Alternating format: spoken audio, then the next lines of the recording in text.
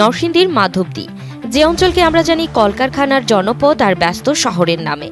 শুক্রবার সকাল 10:38 সেই নরসিংদী হয়ে ওঠে পুরো দেশের ভয়ের কেন্দ্রবিন্দু।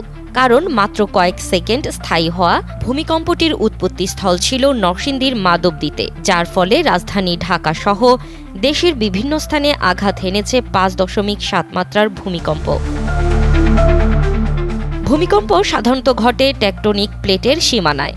ন্যাশনাল জিওগ্রাফিক জানায়, প্লেটগুলো ধীরে ধীরে সরে যেতে থাকে, এতে ফাটল সৃষ্টি হয়, যাকে বলা হয় ফল্ট লাইন। চাপ জমতে জমতে একসময় পাথর ভেঙে হঠাৎ সরে যায়, তখনই সৃষ্টি হয় ভূমিকম্পের। প্রশ্ন হচ্ছে, নরসিংদী কেন উৎপত্তিস্থল?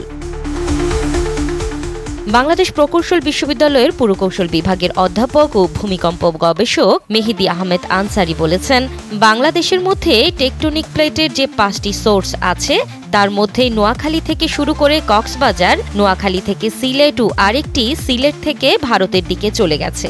তার মতে, নোয়াখালী থেকে সিলেটের অংশে যে বড় ফাটল রয়েছে, তারই একটি ছোট অংশ নরসিংদী। এর ফলে নরসিংদী এলাকায় ভূমিকম্পের উৎপত্তিস্থল হওয়া অস্বাভাবিক নয় বলেও মনে করেন তিনি।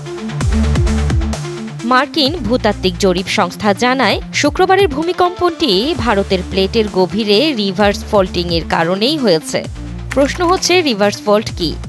রিভার্স ফল্ট হচ্ছে চাপের কারণে নিচের পাথর উপরে উঠে আসে এবং বিপরীতমুখী সরে যায়, আর এতেই ঘটে ভূমিকম্প।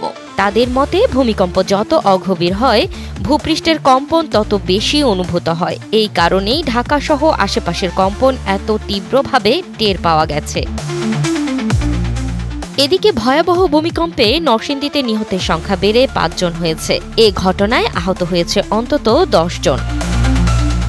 এছাড়া জেলার পলাশ উপজেলার ঘোড়াশাল তাপবিদ্যুৎ কেন্দ্রের সাবস্টেশনে অগ্নিকাণ্ডের ঘটনা ঘটেছে। এতে জাতীয় গ্রিডের বিদ্যুৎ সরবরাহ বন্ধ হয়ে যায়। পাশাপাশি একই এলাকায় একটি ডেইরি ফার্মের মাঠে মাটি ফেটে আলাদা হয়ে গেছে। 5.7 মাত্রার এই ভূমিকম্পে জেলা প্রশাসকের কার্যালয়, সার্কিট হাউস সহ বসতবাড়ি, মার্কেট ও বহুতল ভবনের সহ বেশ কয়েকটি ভবন হেলে পড়েছে।